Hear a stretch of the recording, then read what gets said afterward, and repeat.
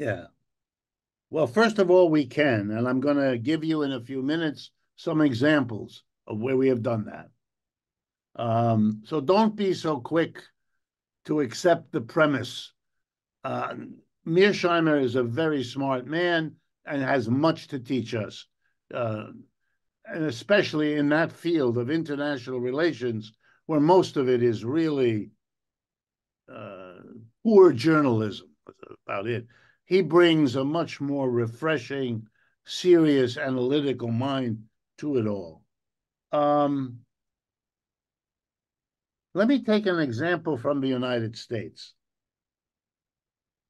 And we can see it by going back for a moment to settler colonialism. I remember taking my children when they were younger to a small town in western Massachusetts.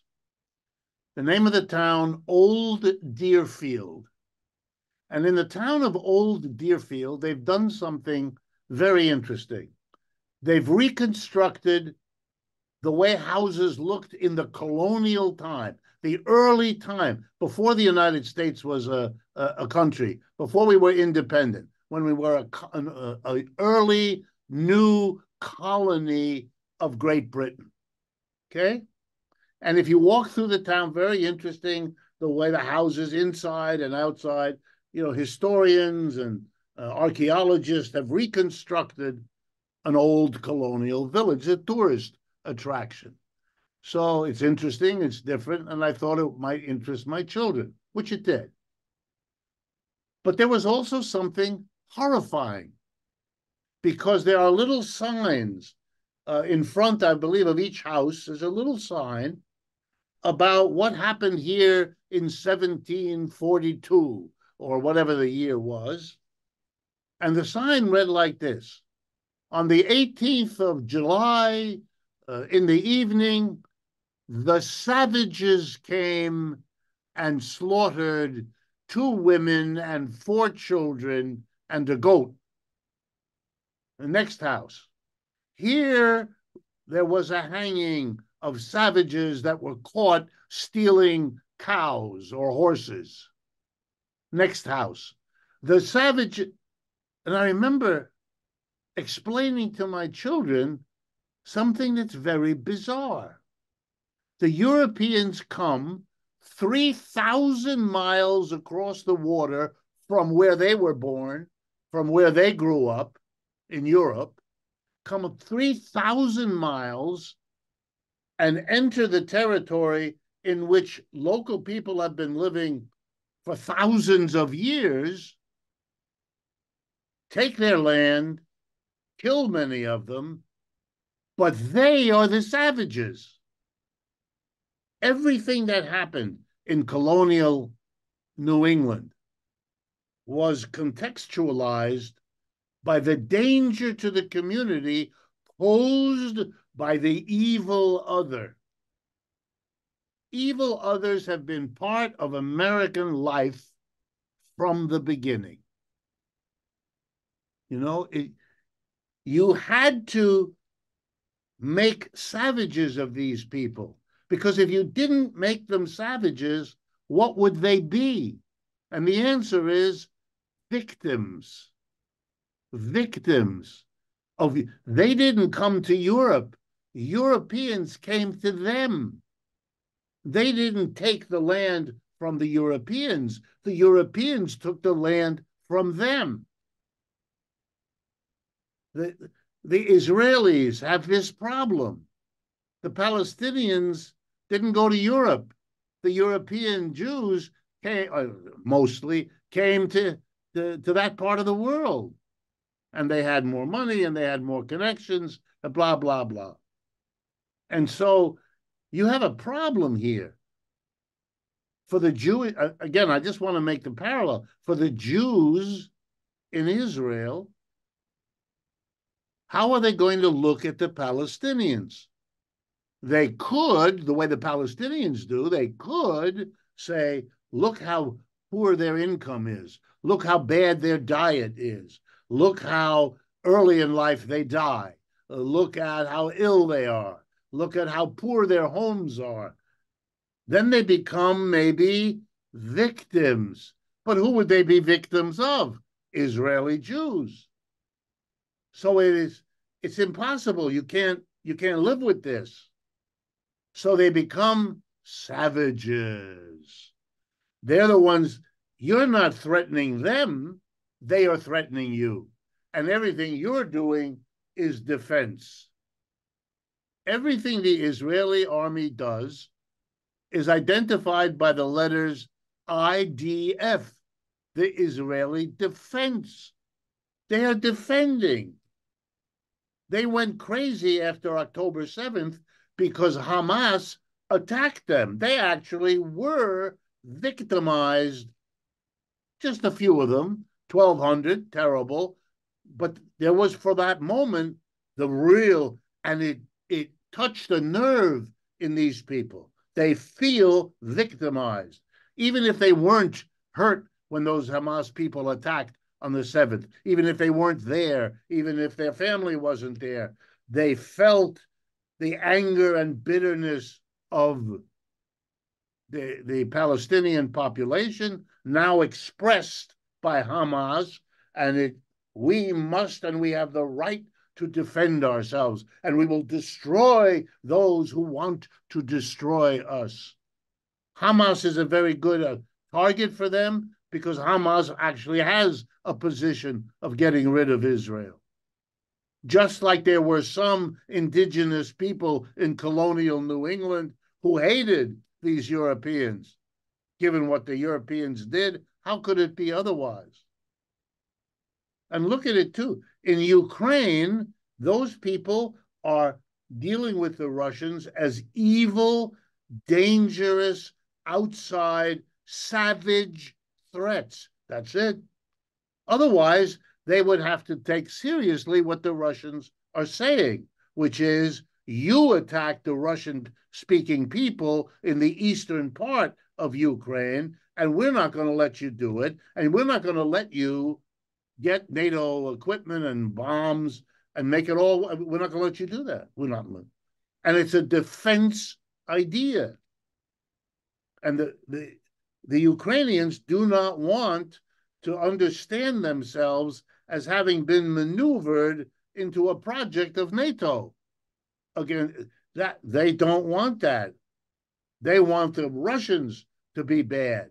And really all they have to hang on to is that the Russians did come first. The Russians crossed the border, and that's an issue, and that they have the right to bring that up. That's not the point. The point is, notice this procedure in which you feel yourself to be so close to evil and terrible that you have to put all of that on to somebody else. The Israelis know what the Palestinians think about Israel. They don't want Israel there. They feel abused by Israel. They feel their land was taken. And there's a lot of truth to all of that. But the Israelis cannot stay there and be the oppressor. So they have to do something. And what they've done, which is what those colonial people in New England did, was to make the other one savage.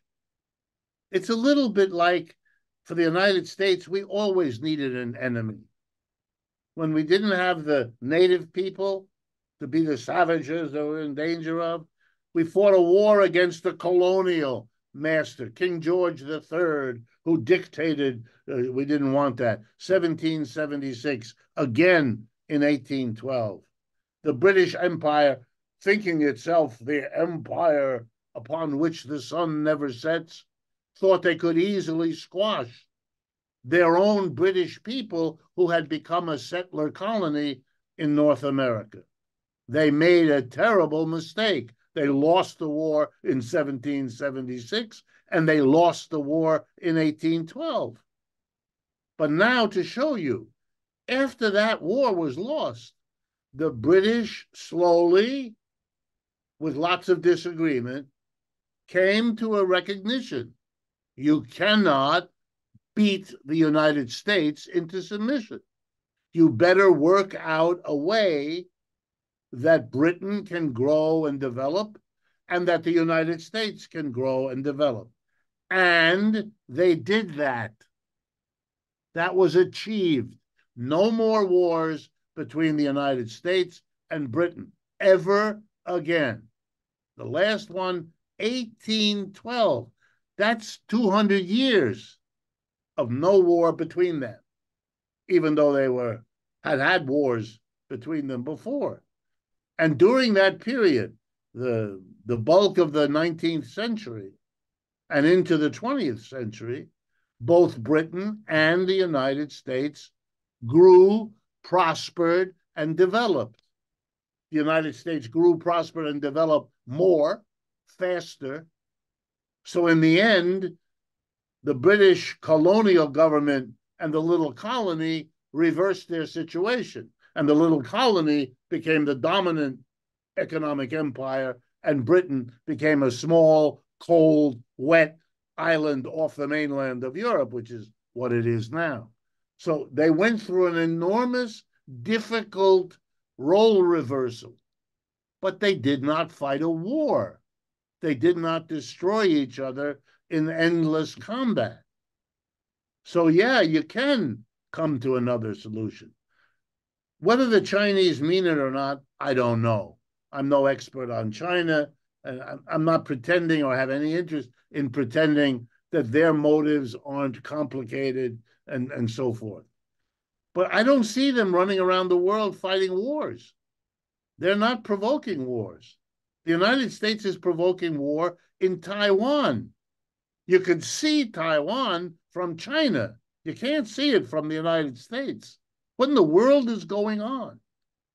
Sending troops to Taiwan, sending military equipment.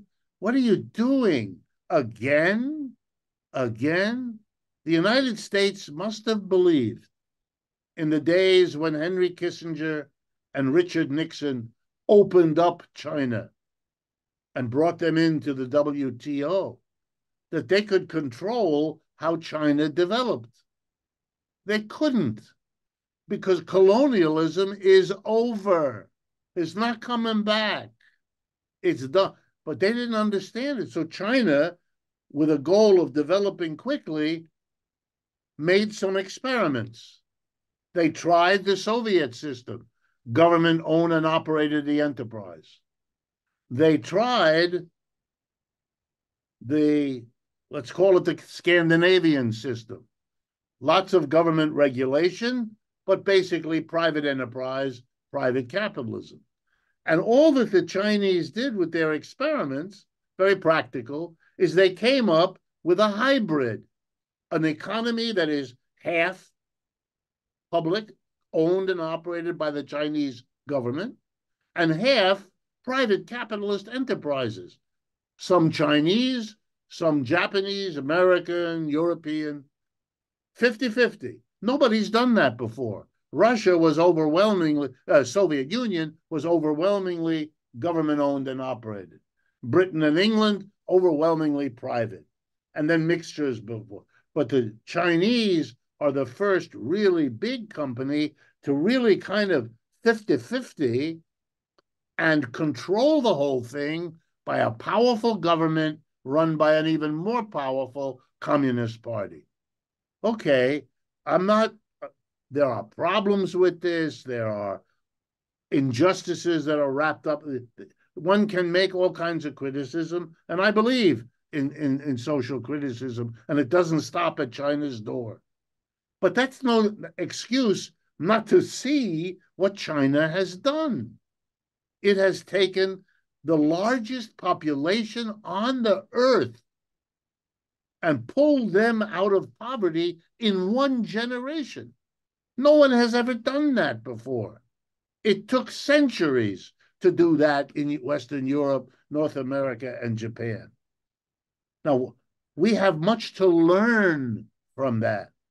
And the Chinese seem willing, from what they say, and so far from what they do, to demand the right to develop their economy, but to be willing to sit down and work it out, as Britain and the United States were able to do in the 19th and the first half of the 20th century. So I don't think we need to be, Mearsheimer's might makes right. It's not always this, you know, conflict. And if you have more battleships and you have more troops, you win. I mean, does that happen sometimes? Of course. Is it a necessity? No, no, no, no, no. Look, Europe suffered unbelievably in World Wars One and Two. After World War One, they tried to develop a way to stop it, the League of Nations. That failed. After World War II, they tried again. This time they called it the United Nations. And while the United Nations has loads of problems, we haven't seen another world war. Okay, that's something. Let's see where we can go with that. One of the effects of that has been producing a generation, including today, that is very nervous about another war. It's difficult for the governments of Germany, France, Britain, Italy to mobilize to fight the Russians. There are a lot of people who don't want to go anywhere near there. They remember what their grandmother told them about what life was like during World War II or One. So these wars last a long time, leave deep scars, shaping politics for a long time. Israel is going to learn that lesson again in very painful ways as the Arab countries and the Muslim countries lead the way in finding opportunities to push back, to show their own people we are helping the Palestinians. We're not politicians who say one thing and do something else. And they will discover ways of working out your situation. And again, because the BRICS are now a larger, richer economic unit, there is the economic motive that is going to make more and more countries unwilling to do the conflicting, challenging, confrontational foreign policy that the United States pursues. And I think most of the world sees it, and I really think this is true, as the United States being a declining empire that is terrified about it, doesn't want to face it, needs to act out roles of the big, powerful, and then doesn't understand why it seems to make these terrible mistakes, losing all these wars, spending all this money. A Chinese leader once said some years ago, you come here and you don't understand the simplest thing to an American visitor. Do you know how much you spend on military? You call it defense. You spend more than the next 9 countries combined, which includes both Russia and China. All right? We don't. We use that money to lift our people out of poverty. So here's the problem for you, Mr. American, said this Chinese person. The world is racing to see which is the more successful foreign policy. The one that lifts everybody out of poverty, or the one that has a military base in 700 places around the world? The jury is out on that question, is not at all clear. But what is clear is that the Chinese have been able to devote their resources to building up their economy, and they've done so in a way that no one has ever done before, and that has caught the United States unprepared and unable to do very much about it. And yeah, I'm not Mr.